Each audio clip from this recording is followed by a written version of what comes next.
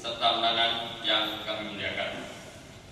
Puji syukur kita panjatkan kehadiran Allah Subhanahu wa Ta'ala yang telah memberikan kesehatan dan kesempatan kepada kita semua sehingga dapat hadir sesuai dengan jadwal yang telah ditetapkan oleh Badan Musyawarah.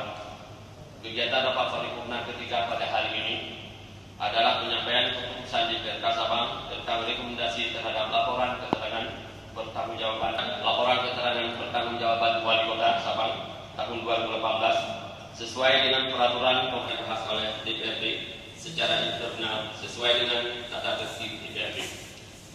Berdasarkan hasil pembahasan tersebut, DPRD menetapkan keputusan tentang LKPJ Kepala Daerah yang selanjutnya disampaikan kepada Kepala Daerah dalam rapat paripurna sebagaimana rekomendasi kepada Kepala Daerah untuk berbaik desentralisasi tugas pemerintah dan pembangunan serta tugas pembantuan. Oleh karenanya LKPJ ini lebih merupakan catatan kemajuan pembangunan Kota Sabang, juga masih ada masalah dan tantangan